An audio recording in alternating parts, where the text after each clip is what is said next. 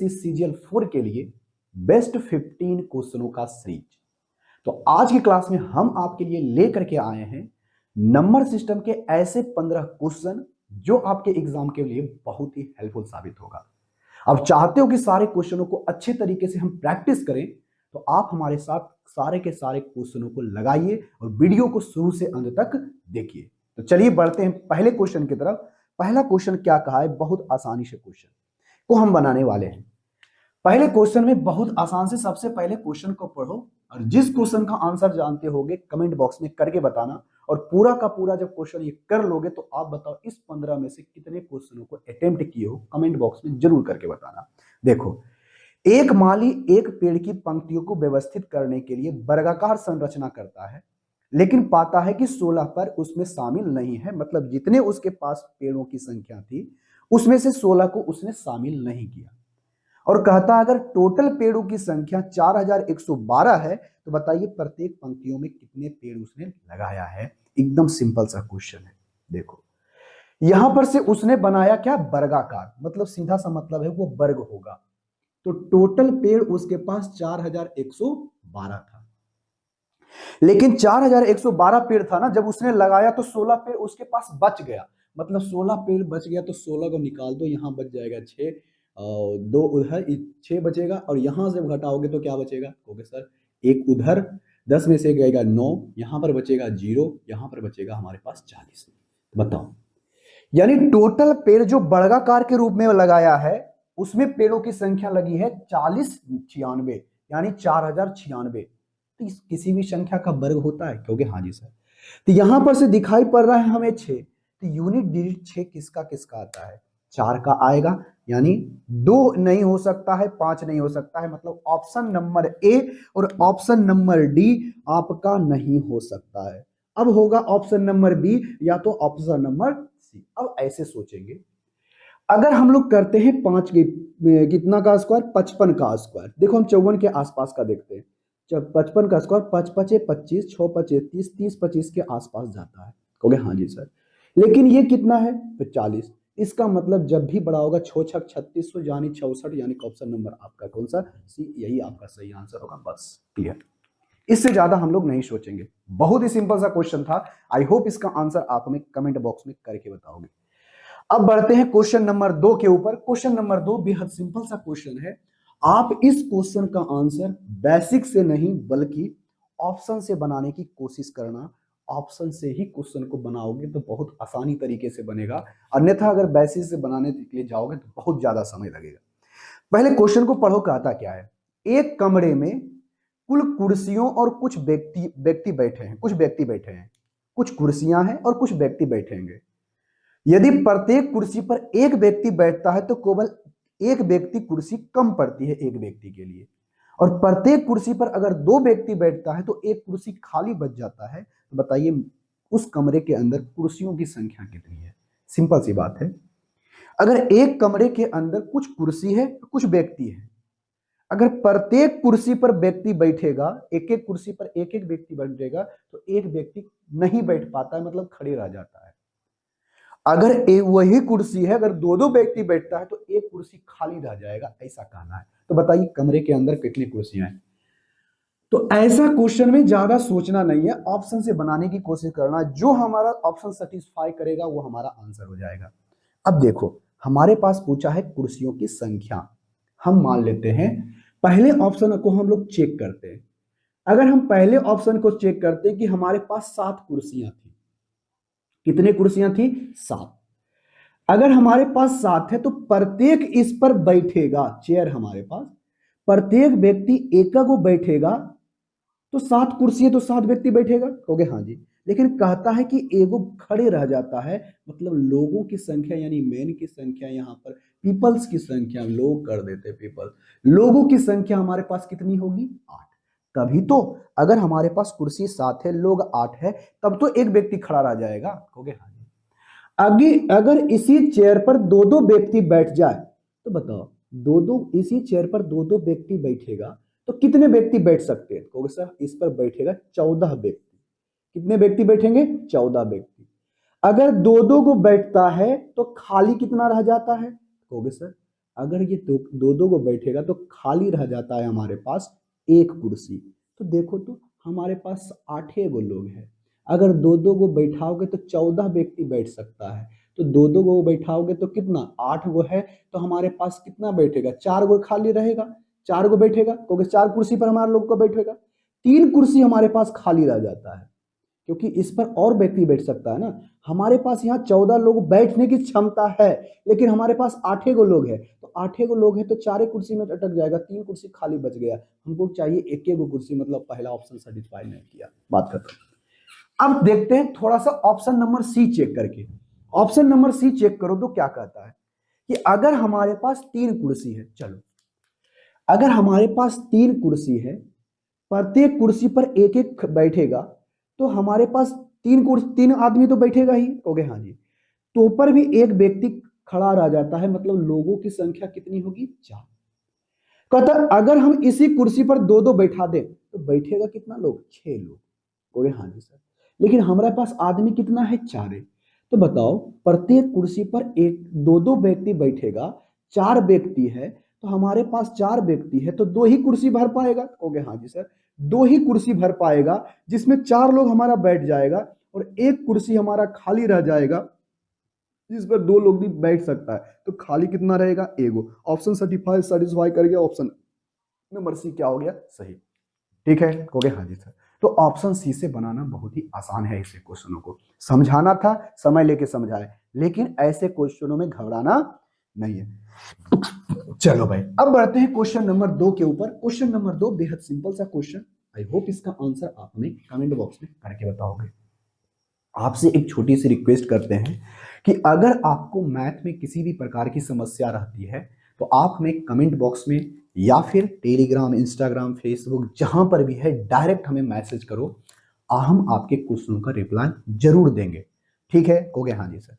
चलो question number 3 बेहद simple एवं साधारण सा क्वेश्चन, आई होप इसका आंसर आप हमें कमेंट बॉक्स में करके बताओगे।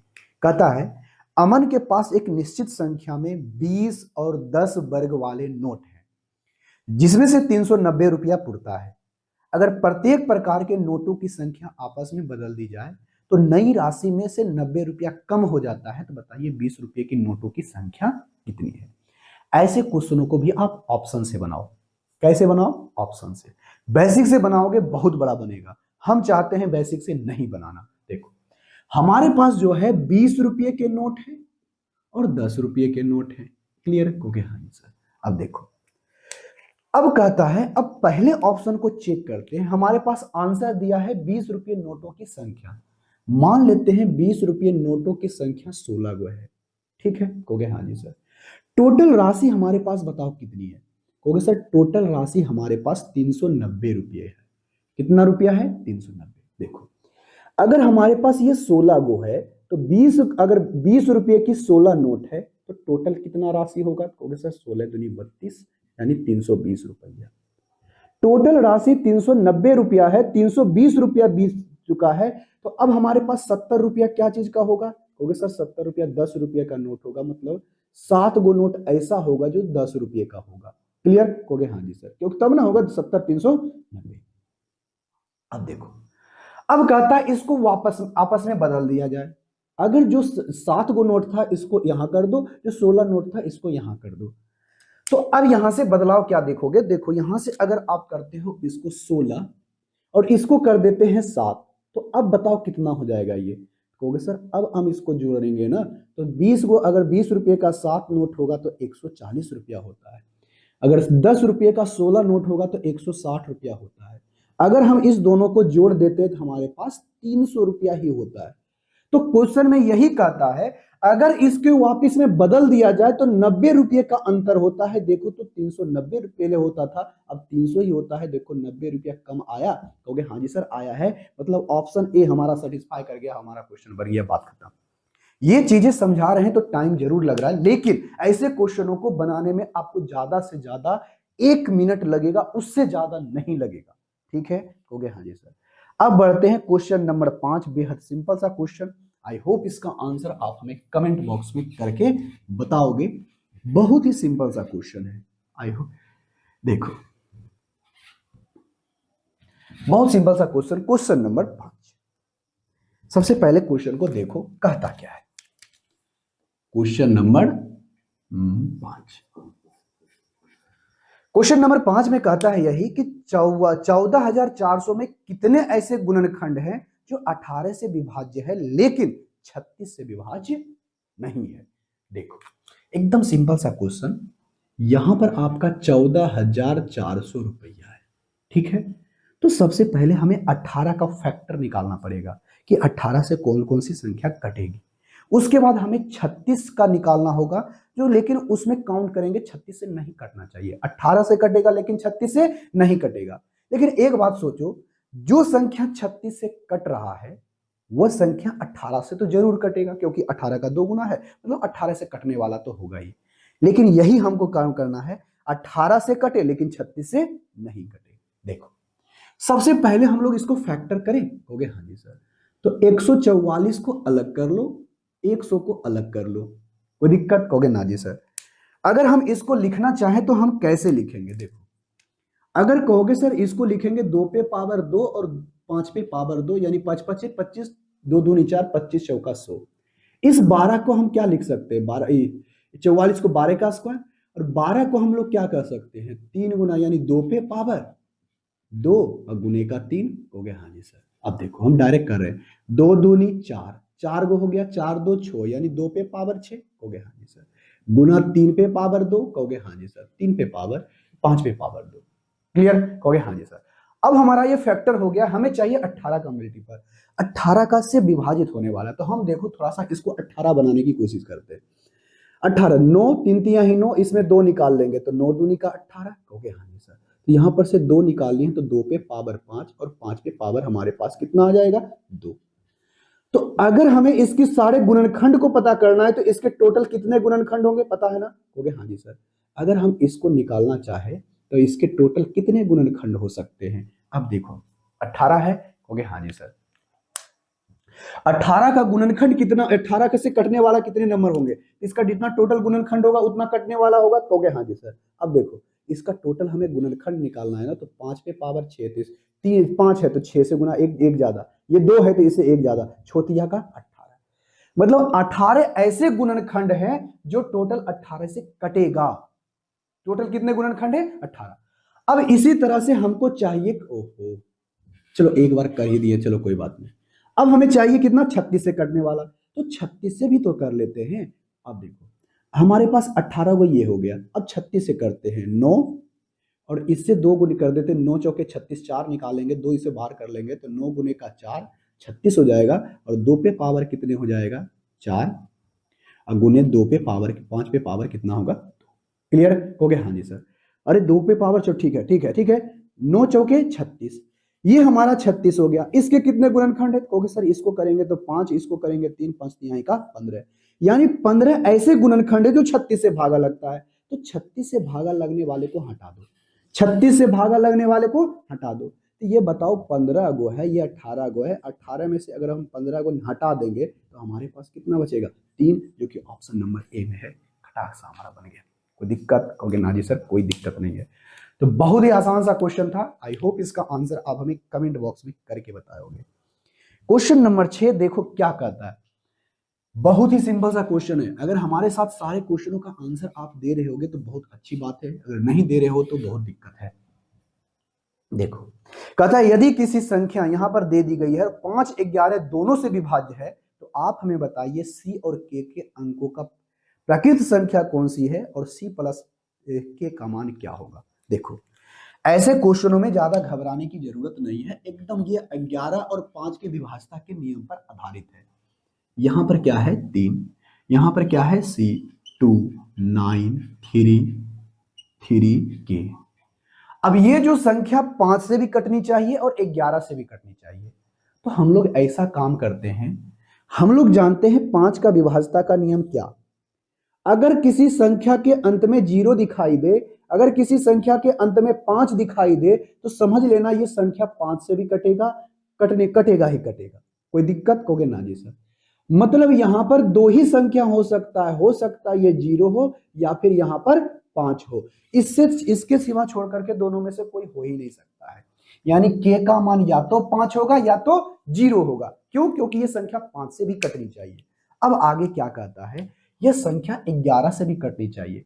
11 का विभाज्यता का नियम क्या कहता है कि सभी इवन नंबर पर जितने सारे हैं सबको जोड़ दो। तो जब जोड़ दोगे तो कितना आ जाएगा, कहोगे देखो 3 2 5 3 8 प्लस का k, यानी 8 प्लस का k। कोई दिक्कत? कहोगे ना जी सर। अब देखो, अब जो इवन नंबर हो गया, अब उसको ओड नंबर पर जो भी रहेगा सबको जोड़ दो। देखो c प्लस 9 9 यहाँ पर कितना होगा 12, यानी c प्लस का हो गया 12। कोई दिक्कत है? कहोगे ना जी सर। तो अब इसको थोड़ा सा कर लेते हैं बराबर, बराबर कर लेते हैं। जीरो कर देंगे तो आराम से हमारा, अरे इस दोनों को जीरो कर देंगे, बराबर रहेगा तब तो जीरो होगा, तो 11 से हमारा कट जाएगा। या तो जीरो आ जाए डिफरेंस, या फिर हमारा क्या आना चाहिए 11 से कटने वाला। हम बराबर करते हैं, जीरो कर लेंगे आराम से, यही हो जाएगा। देखो ये इधर आएगा तो k माइनस का c बचेगा। कहोगे हाँ जी सर।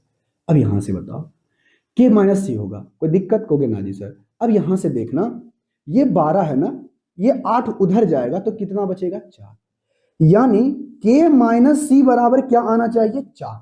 तो बताओ अगर k के जगह पर 0 रहेगा तो क्या 4 कभी आने वाला है? नहीं। मतलब k बराबर कितना आएगा 5, और c बराबर कितना रहेगा कि हमारा 4 आ जाए? कहोगे सर 1 रहेगा।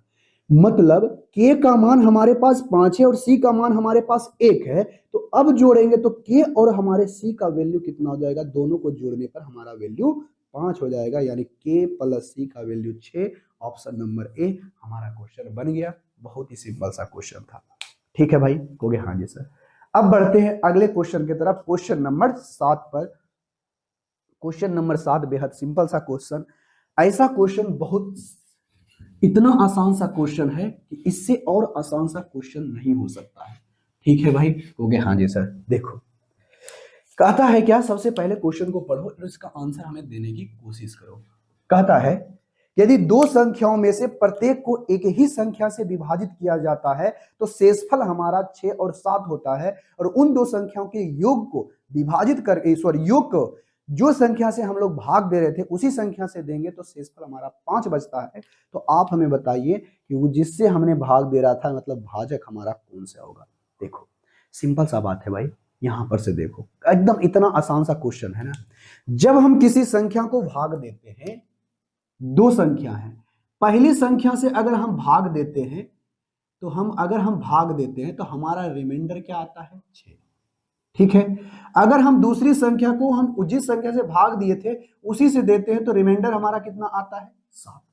इससे हमसे ये पता चलता है कि सारा जो ऑप्शन दिया गया है 6 और 4 यहां पर दिया गया है, और यहां पर 6 और 7 हमें दिखाई दे रहा है। इसका मतलब फिक्स है कि जो भी हमारा शेषफल है, हमारा 6 आ रहा है 7 आ रहा है, तो जिससे अगर हम भाग दे रहे होंगे तो 6 से तो भाग नहीं दे रहे होंगे। अगर 6 से भाग अगर हम देते तो हमारा 6 ये शेषफल नहीं आता, 7 हमारा शेषफल नहीं आता। मतलब 4 से भी अगर भाग देते तो 7 शेषफल हमारा नहीं आता, 6 शेषफल कभी भी नहीं आता। इससे जस्ट छोटा ही नंबर आता या फिर 0 के बराबर रहता।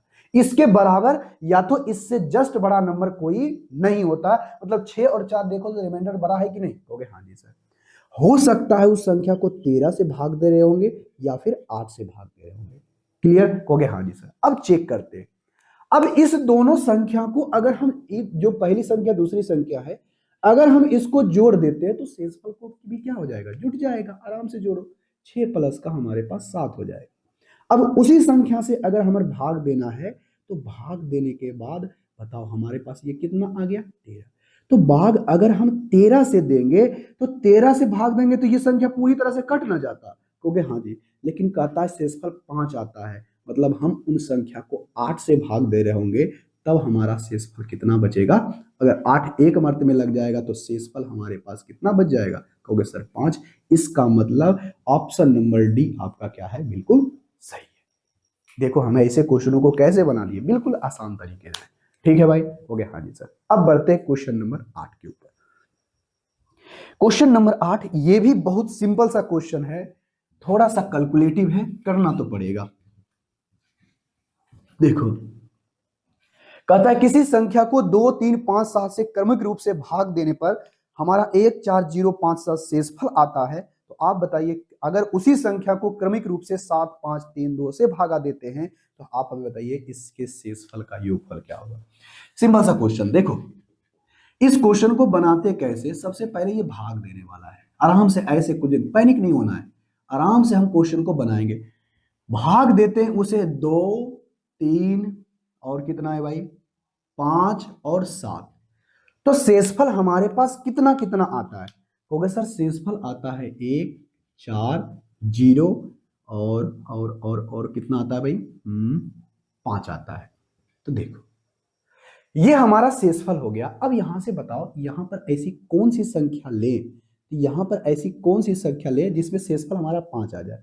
तो अब कुछ नहीं, स्टार्ट डायरेक्ट करना 1 से। कितना से स्टार्ट करना 1 से। तो 7 एकम 7 और 7 एकम 7, 7 पचे का कितना हुई 7 एकम 7 और 7 और 5 कितना होता है, क्योंकि 7 7 3 10 2 12 होता है। कितना होता है 12। कोई दिक्कत, कहोगे ना जी सर कोई दिक्कत नहीं। अब जी मान लेते हैं कोई संख्या 12, तो शेषफल अब हमारे पास क्या है, ऐसे ही बनाते हैं ना, कहोगे हाँ जी सर। अब इसको यहां से बताओ 12 पचे का 60, अगर 60 हमारा रहता तो अगर हम इसमें भागा देते तो 12 मरतबे लगता और शेषफल हमारा क्या आएगा 0। अब इसको हम यहां से भागा देते हैं, देखना इसको हम लोग ऐड करेंगे, बताओ 6 18, 180 प्लस 8 कितना हो गया 184। कोई दिक्कत, कहोगे नहीं जी सर। अगर हम 3 से भागा देते हैं, 3 से भागा देते, 3 से भागा है शेषफल सही है ना, तो 1 0, अगर हम 3 से भागा देते तो 60 आएगा, 6 18, शेषफल हमारे पास 4 बचने वाला है। तो कोई दिक्कत लग रहा है, अच्छा चलो करके देख लेते हैं पहले। अगर हम यहां पर से 1 8 4 है ना, इसको 2 से करते 4 दूनी का 8, 2 दूनी 4 दूनी का 8, 8 दूनी का 16 और 2 1 कितना होगा 3 और 1 जुड़ जाएगा तो 169 है। कोई दिक्कत, कहोगे ना जी सर कोई दिक्कत नहीं है। चलो भाई, तो हमारे पास संख्या पता चल गया कितना 169। 1 कितना आ गया हमारे पास, एक संख्या प्राप्त हो गई 369। तो अब इसे हमें भागा देना है कितने, अब सबसे पहले बताओ इसमें हमें भागा देना है 369 से। अब हम आप बताओ अगर हम इसे 7 से भागा देते हैं तो 7 पचे का 35, 7 पचे का 35। अब यहां से बताओ 7 पचे का हमारे पास 35 आ गया, कोई दिक्कत है, कहोगे ना जी सर कोई दिक्कत नहीं। अब हमारे पास बताएगा 7 दूनी का 14, रिमाइंडर कितना आया, कहोगे सर 5 आया। रिमाइंडर कितना आया भाई, कहोगे सर हमारे पास 5 आया है। कोई दिक्कत, कहोगे ना जी सर कोई दिक्कत नहीं है। और रिमाइंडर हमारा पास कितना आया 5। अब इस 5 को जोड़ो, उसके बाद ये जो हमारा 52 आया है, इस 52 को फिर अब हमें भाग देना है 5 से, तो 10 बार में लग जाएगा, तो हमारे पास शेषफल कितना बचेगा 2। तो अब इस 10 को फिर भागा देना है किससे 3 से, तो 3 तिहाई का 9, शेषफल कितना आएगा। कोई दिक्कत, कहोगे ना जी सर कोई दिक्कत नहीं। ये अब हमारे पास आया से कितना 3, तो इस 3 को फिर से हमें भागा देना है 2 से, कितने मार्क में आएगा, कहोगे सर 2 1 मार्क में। तो हमारे पास शेषफल कितना आया 1। तो इसी सारे शेषफल को हमें जोड़ना था, बताओ 5 2 7, 7 1 8, 8 1 9, शेषफल कितना आया 9। ऑप्शन नंबर कितने में, डी में। आई होप इसका आंसर आप हमें कमेंट बॉक्स में करके बताए होंगे। अब बढ़ते हैं क्वेश्चन नंबर आगे के ऊपर, क्वेश्चन नंबर 8 हो गया, अब क्वेश्चन नंबर 9 के ऊपर। क्वेश्चन नंबर 9 बेहद सिंपल एवं साधारण सा क्वेश्चन है। आई होप इसका आंसर आप हमें कमेंट बॉक्स में करके बताओगे। बहुत ही सिंपल सा क्वेश्चन, देखो क्वेश्चन नंबर 9 में कहता क्या है कि अगर 6 अंकों की एक ऐसी संख्या है जिसे 13 से विभाजित किया जाए, 33 से विभाजित किया जाए, तो वह अगर उस विभाजित किया जाता है तो वह विभाजित हो जाता है। यदि इस संख्या में 21 जोड़ दिया जाए तो आप हमें बताओ वो संख्या किससे विभाजित होगी। सिंपल सा बात है, अगर कोई भी 6 अंकों की संख्या है, 6 अंकों की भी संख्या है, अगर हम इस 33 से पूरी तरह से कट जाता है, रिमाइंडर क्या आता है 0। मतलब 33 से ये पूरी तरह से संख्या कट रही है, जब कट रहा है तो शेषफल हमारा 0 आएगा। ओके हाँ जी सर। तो आप हमें बताओ कि 33 से कोई संख्या कटेगा तो 3 से भी कटेगा और 11 से भी कटेगा। ओके हाँ जी सर। अगर अब इस संख्या में 21 को अगर हम जोड़ दें तो ये किससे कटेगा। अब आप 33 से जब भागा देने जाओगे ना तो 33 से नहीं कटेगा, क्यों, 21 में होता है कितना 3 गुने का 7, 21 को कहते हैं 3 गुने का 7।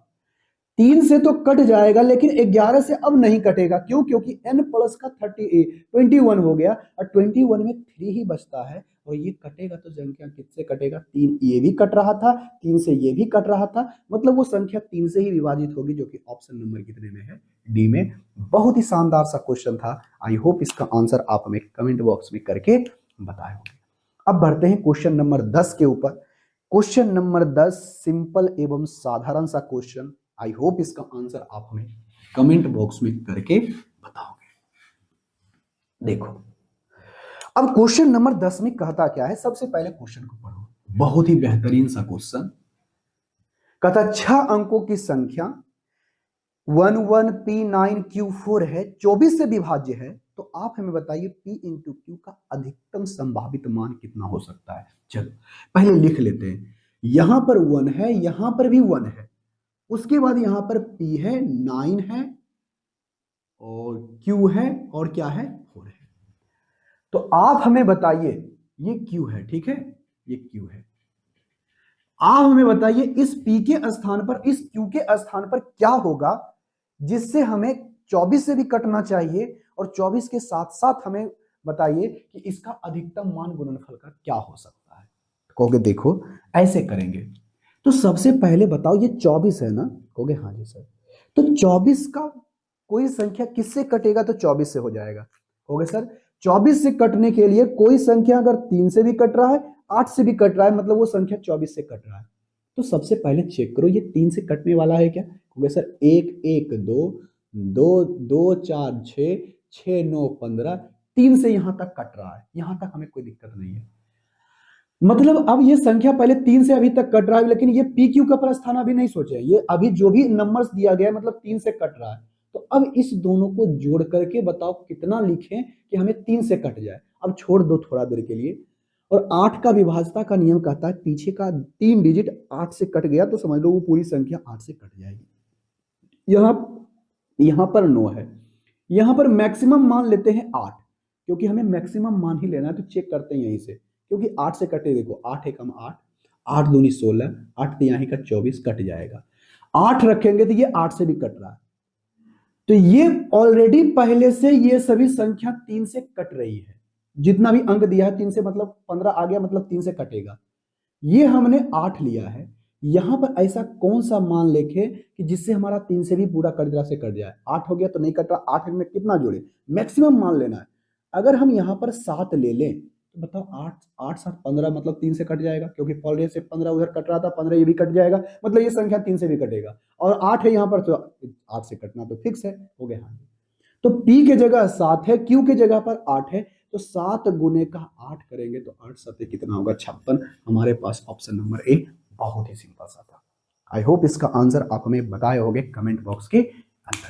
अब बढ़ते हैं क्वेश्चन नंबर 11 के ऊपर। क्वेश्चन नंबर 11 एकदम साधारण सा क्वेश्चन, इससे पहले के जैसे का क्वेश्चन है। पहले क्वेश्चन को पढ़ो, इसके बाद इसका आंसर हमें कमेंट बॉक्स में करके बताओ।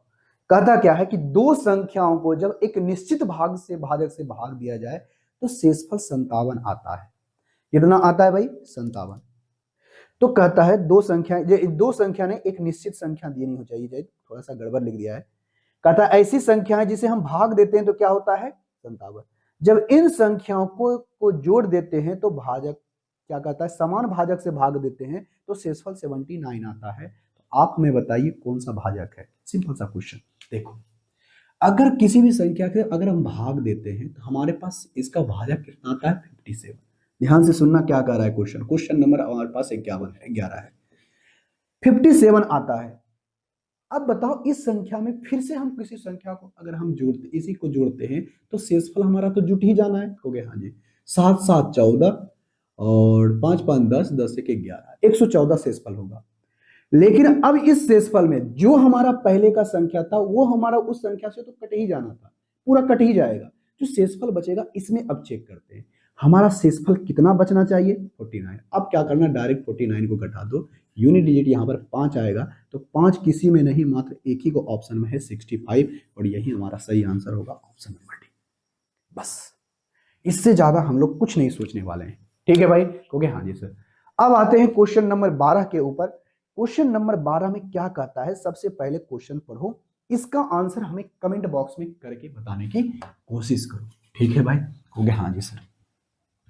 देखो कहता क्या है, भागा करके एक सवाल में, भाग के एक सवाल में भाजक जो है भागफल का 11 गुना है तथा शेषफल का 5 गुना है।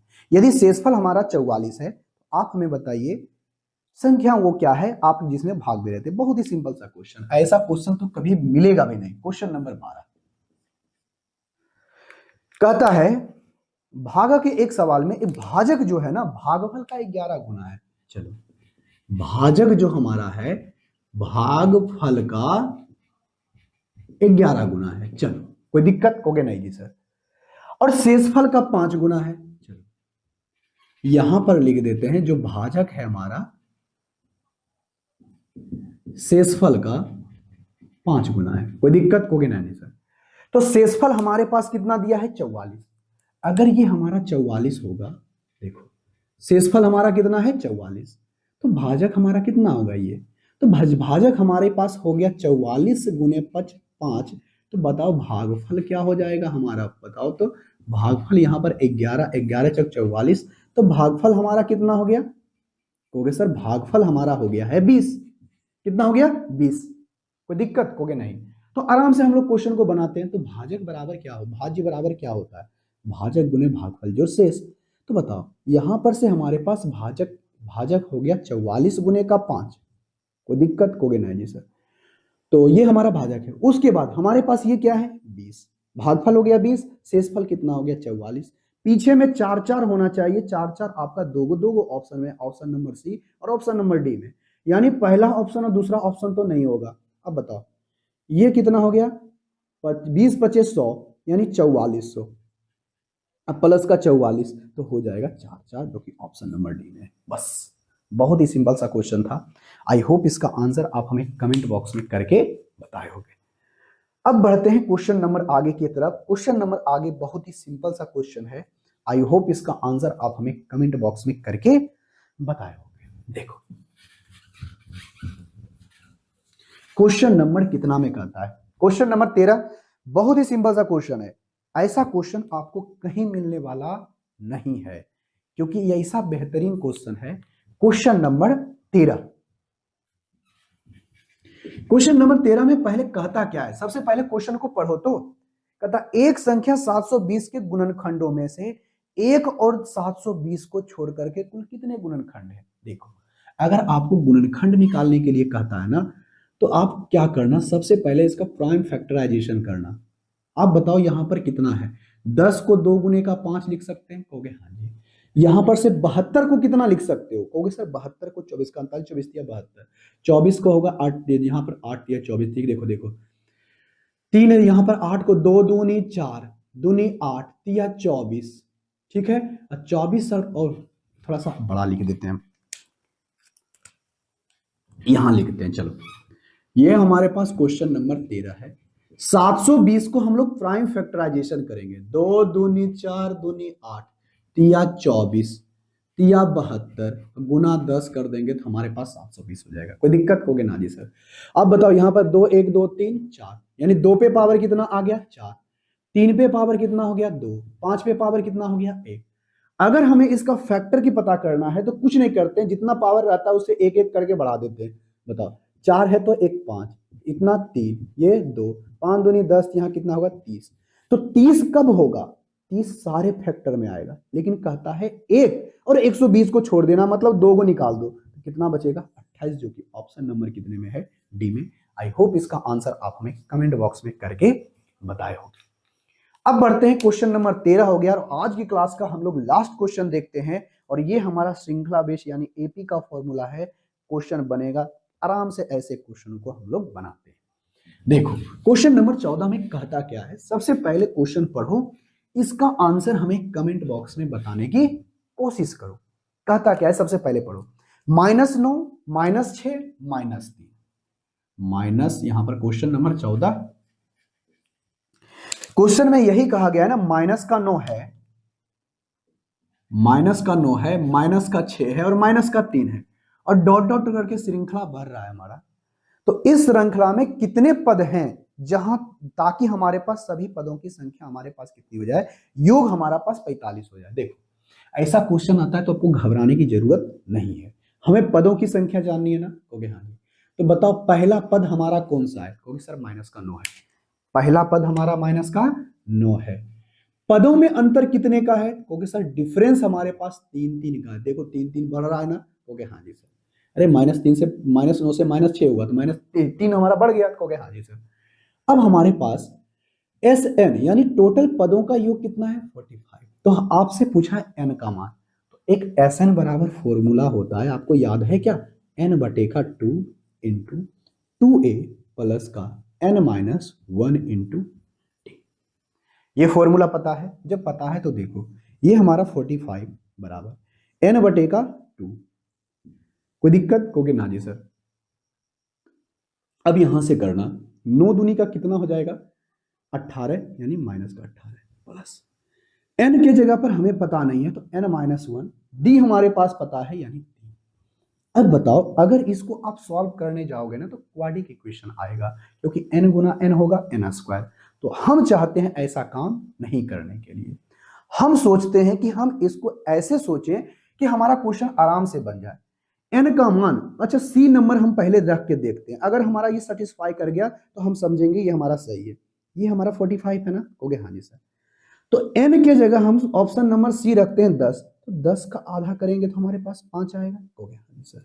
ये हमारे पास 18 आ गया। 10 में से 1 जाएगा तो कितना बचेगा, कहोगे सर 9 बचेगा। और 9 तिया का कितना होता है 27 होगा। कोई दिक्कत, कहोगे ना जी सर। अगर 9 तिया 27 होता है, 27 में से 18 जाएगा तो 9 बचेगा, और 9 गुने का अगर हम 5 करते हैं 45, देखो इसके बराबर हो रहा है, कहोगे हाँ जी सर। ऑप्शन सी हमारा सेटिस्फाई कर रहा है, हमारा यही सही होगा। हम इसको अब सॉल्व करने वाले नहीं है, ठीक है भाई, कहोगे हाँ जी सर बिल्कुल सही है। तो आज की क्लास में हम लोग यहीं तक रहने देते हैं। चाहते हो कि सारे क्वेश्चनों को, सारे एग्जाम के सारे जितने सारे चैप्टर हैं, बेहतरीन क्वेश्चनों को प्रैक्टिस करने के लिए तो हमारे चैनल को सब्सक्राइब कर लो, वीडियो को लाइक कर दो, दोस्तों के साथ शेयर भी कर दो, ठीक है भाई, कहोगे हाँ जी सर। और चाहते हो किसी भी तरह का हमारे साथ क्वेश्चन पूछने के लिए आप हमारे सीधे कमेंट बॉक्स में पूछ सकते हो, या फिर फेसबुक, इंस्टाग्राम, टेलीग्राम कहीं पर भी है, डायरेक्ट हमें मैसेज करो, हम आपके क्वेश्चनों का रिप्लाई जरूर देंगे। तो चलिए मिलेंगे नेक्स्ट क्लास में, तब तक के लिए टेक केयर, बाय बाय।